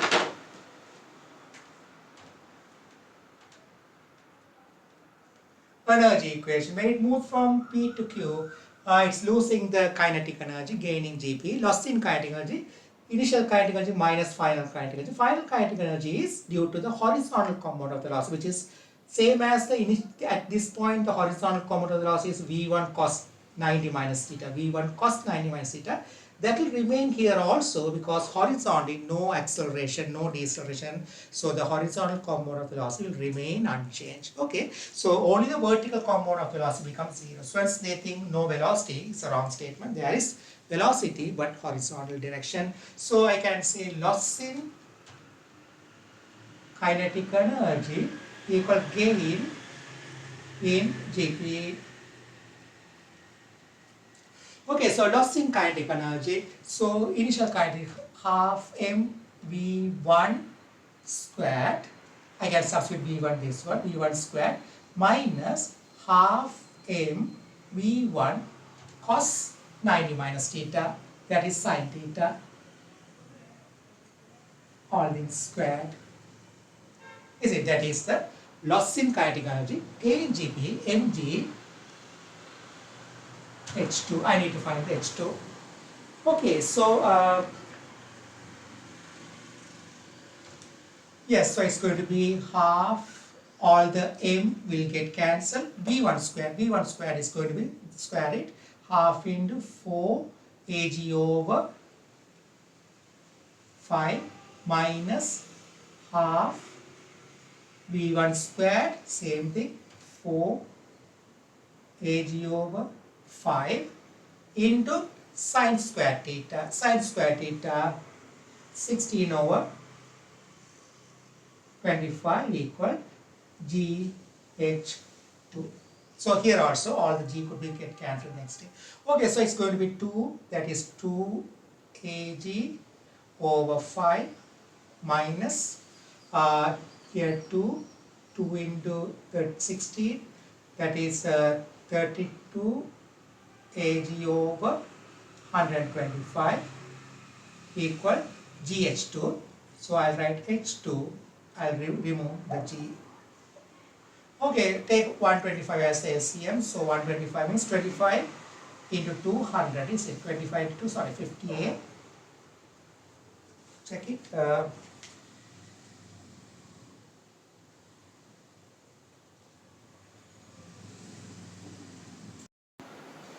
Yeah, that's correct. That's going to be 125. That is going to be 25 to 50. 50 minus 32, 18A equal H2. So H max equal H2 plus H1. That is H1 is 4A over 5 plus 18A over 125. So that's going to be 118A over 125. Same answer we are getting. But if you want, you can use the energy equation from here itself, no problem, because here the speed u means, that also I would have done it, try those who like. Here also the speed will be u according to law of conservation of energy. The initial speed u, which is given as square root of 2, it's given as u is equal to 2 square root of 3 ag over 5. That will be the speed here also. So when it moves from here to here, again there will be a horizontal component of velocity only will be there, that is equal to this component. That way also you can try, but anyway, that's another method. Those who are interested, try from here to here also energy equation. But anyway, I tried this one from here to here, I got the answer. Same answer, I'll get it as the first method. Okay.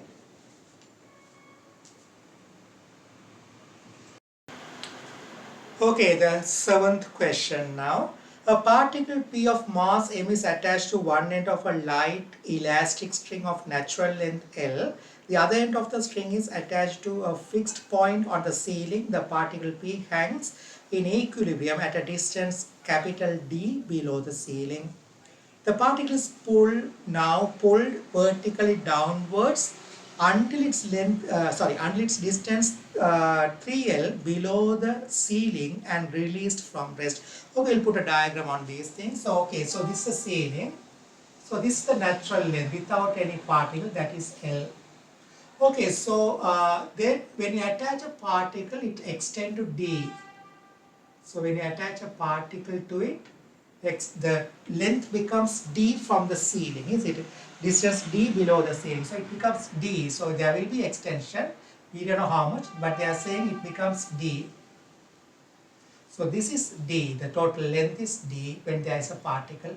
Now what they are doing, they are pulling it further down. So this is going to be the equilibrium position because it's coming to rest at this position. So this is the equilibrium position in SHM, simple harmonic motion. Remember that the point at which the particle comes to rest when it is not oscillating, or simply we can say the point at which the resultant force acting on the oscillator becomes equal to 0 is a equilibrium position. So this is the equilibrium position.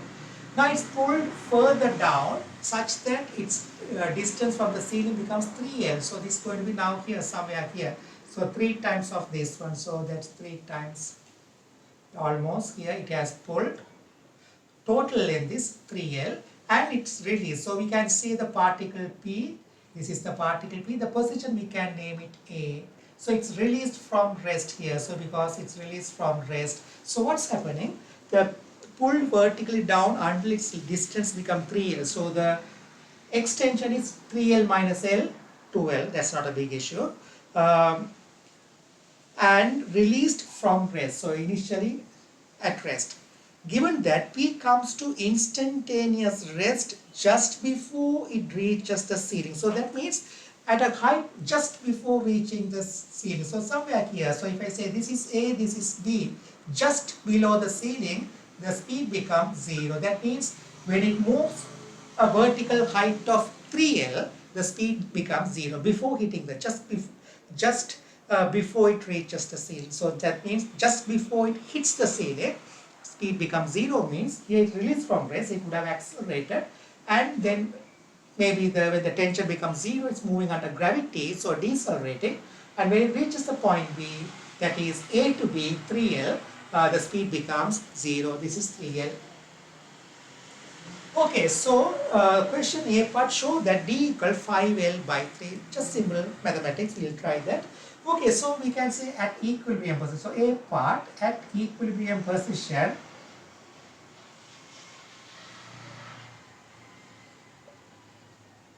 So there are only 2 forces acting on it. One is tension upwards, the other one is the weight mg. That is T equal mg. So at the equilibrium position, what is the extension? Capital D minus L. So x equal D minus L is the extension.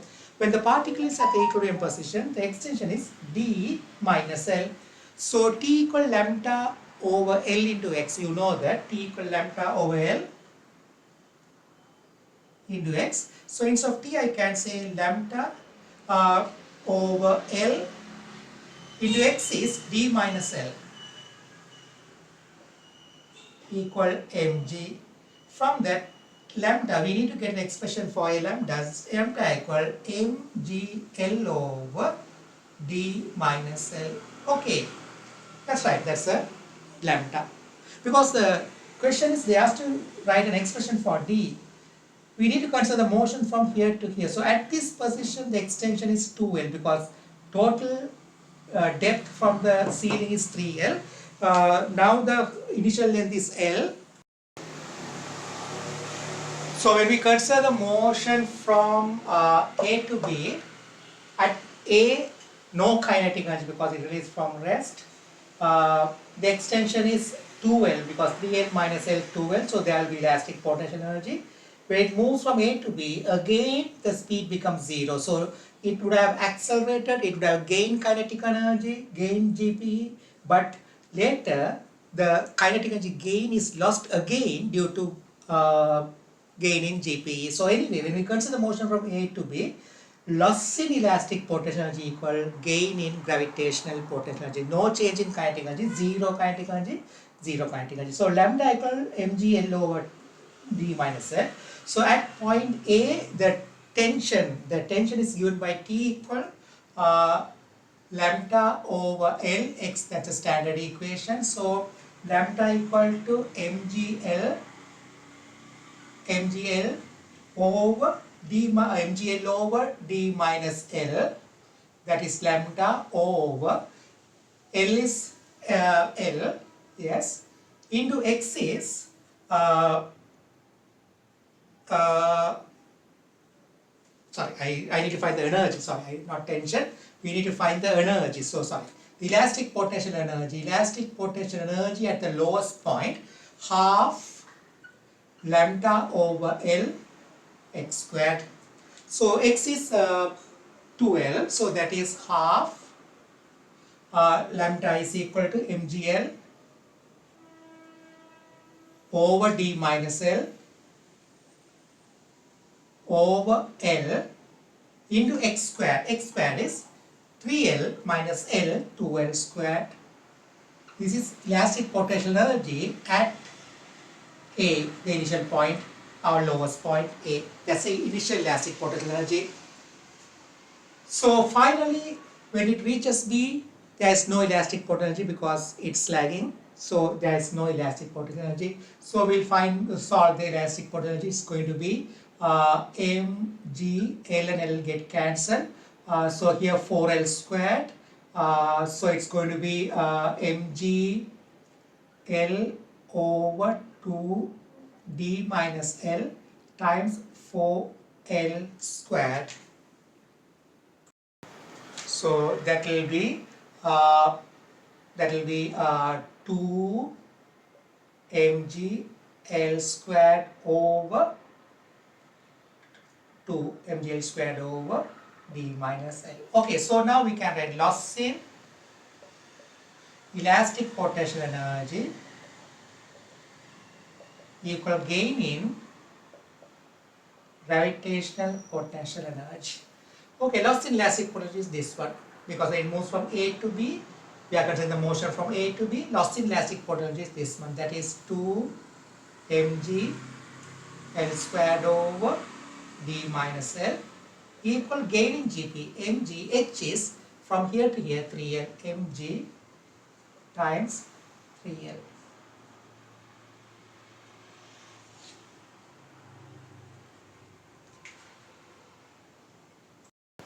So here L square get cancelled, mg get cancelled, d minus L into 3. So that is 2L equal 3 into d minus L cross multiply. So that means that is 3d minus 3L. So that means 3d equal 5L, d equal 5L by 3. That's the thing they asked to show that.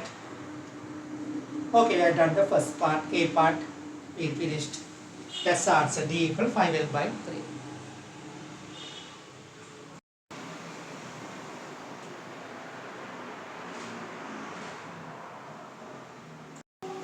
Okay, so B part showed that while the elastic string is stretched, P moves with simple harmonic motion in the period. So we'll see from the move position, it's moved down through X. So we'll take this displacement X. Okay, so you know the equations what we use, the F equal mx double dot we are going to use for the B part, A part over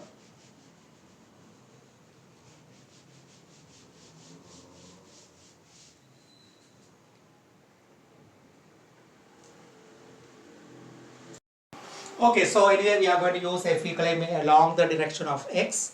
But we'll get the proper values, proper expressions for lambda because we had to eliminate the d now. We found in the A part d is equal to 5L over 3 and I got the expression for lambda in the first part. Now this B part, lambda I got the expression first part by mgl over d minus L over d minus L. So that is mg L over d means 5L by 3 minus L, so it's going to be 5L minus 3L 2L 3 that is 3 mg L over 2L. So 2L get LL will get cancelled, 3 by 2 mg. So that means lambda equal 3 by 2 mg.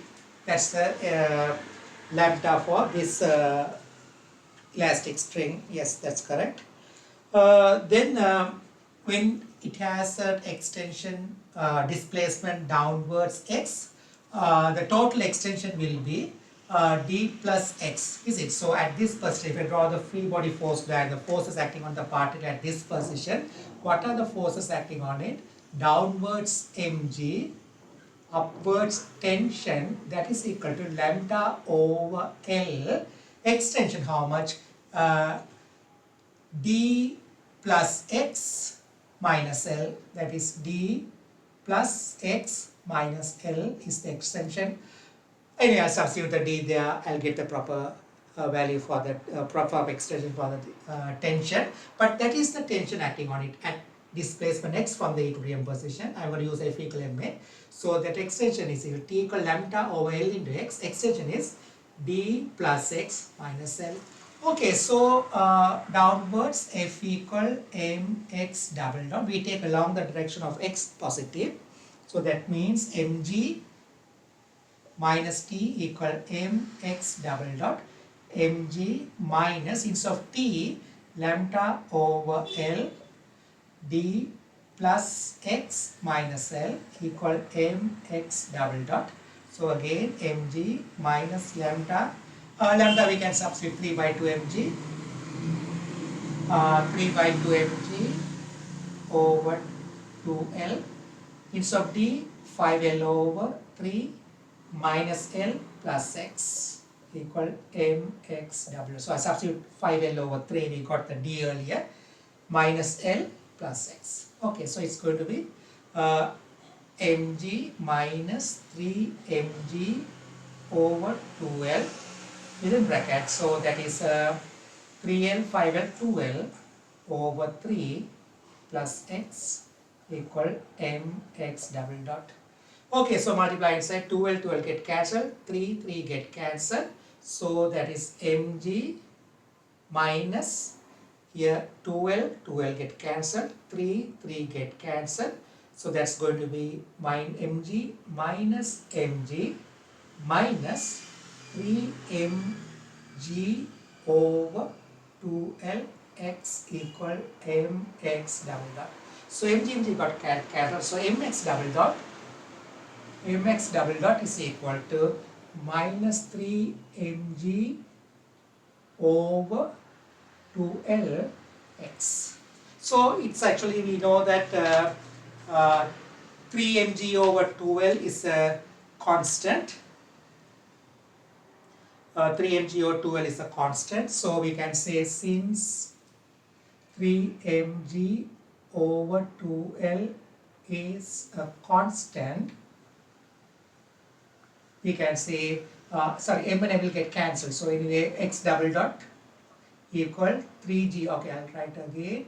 I'll write that and go to it. That is x double dot equal 3g over 2lx. Okay, there's minus sign. M will get cancelled. So since 3g over 2l is a constant, x double dot directly proportional to minus x, and omega square is going to be 3g over 2l.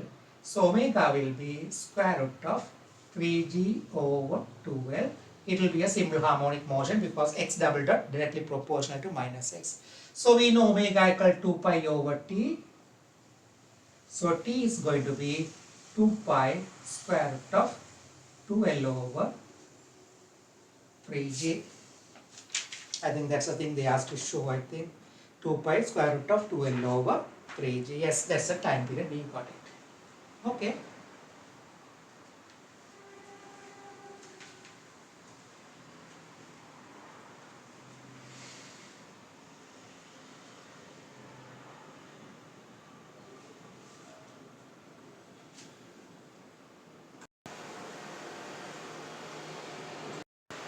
Okay, so C part, find in terms of G and L the exact time from the instant when P is released to the instant when the elastic string first goes slack. So they ask you to find the time taken to move from A to B.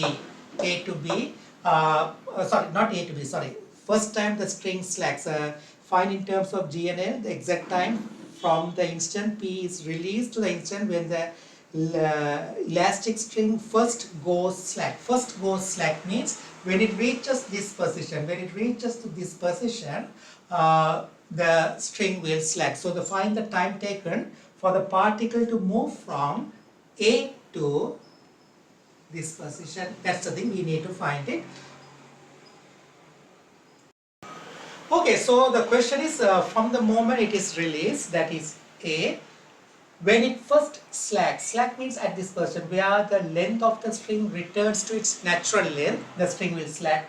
Okay, so there how to find the displacement at those positions. Okay, first we'll find the amplitude. So the amplitudes from the equilibrium position, if you pull through a particular length or particular distance and release, from the equilibrium position, if you pull it through a particular distance and release, that distance from the equilibrium position will become amplitude during the oscillation.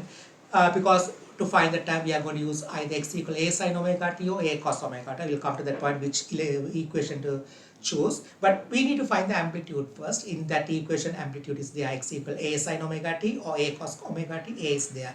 So amplitude means the maximum displacement from the equilibrium position. How to find it? From the equilibrium position, if you pull a spring through, for example, from the equilibrium position, if you pull a spring down or up through, for example, 3 centimeter and release, amplitude will be 3 centimeter. So from the equilibrium position, it's pulled down such that the total distance from the roof or ceiling becomes 3L. So this is the amplitude. This is the amplitude. How much is that amplitude? Amplitude 3L minus D. Amplitude this much. This is 3L minus D. So I made a mistake. 3L minus D, that is 5L by 3. So that's going to be 9L minus 5L, that is 9L minus 5L over 3, that is 4L over 3. Yes, that's the amplitude. 4L by 3 is the amplitude. Yes, that's the amplitude. So when it goes return to the position such that the tension becomes 0, the displacement from the equilibrium x1, that is how much? D minus L. So x1 where the tension becomes 0 is equal to D minus L, that is 3L by 5L by 3 minus L. So 2L by 3, that is x1. 2L by 3 is the x1. So we found these things now.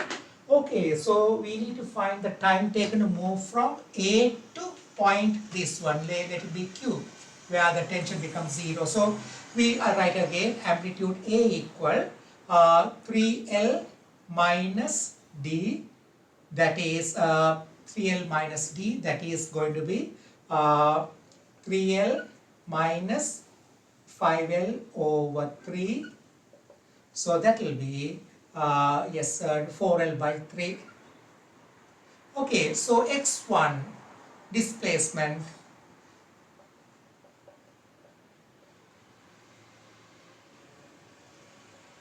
x1 when tension becomes 0. So that is x1 is equal to D minus L, that is 5L over 3 minus L, that is 2L by 3. Okay, so what I wrote here, I wrote it there.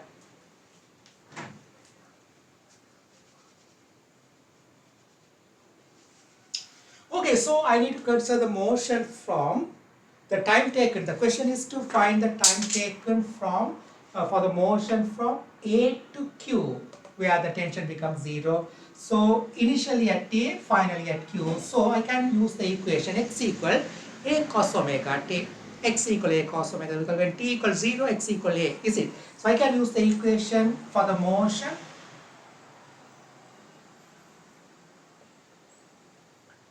from A to Q. What is Q? The point at which tension becomes 0.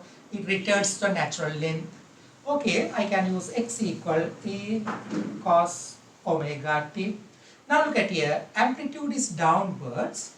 It's moving from A to Q. So one side of the equilibrium position to other side means x I should put minus, because it's moving from one side of the equilibrium position to the other side. So x becomes minus 2L by 3 equal A, that is 4L by 3 cos omega t. Okay, so solve it. So you'll get cos omega t equal minus half. So cos minus half means that is 120 degree, that is 2 pi by 3 omega t equal cos inverse minus half 2 pi by 3. So that is time. I'll continue here. Time t is equal to 2 pi over 3 omega. But we know omega, we found it. Omega, we got it that square root of, but we know that omega equal square root of, we got that in the first, yeah, 3g over 2l. So that's going to be 2 pi by 3 into 2l over 3g square root.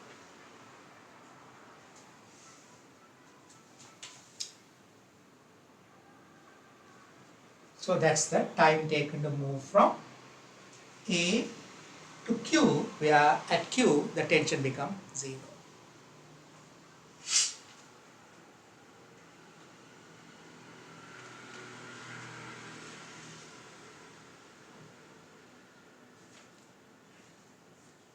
Okay, I hope you understood all the techniques. So far I have done 7 papers related to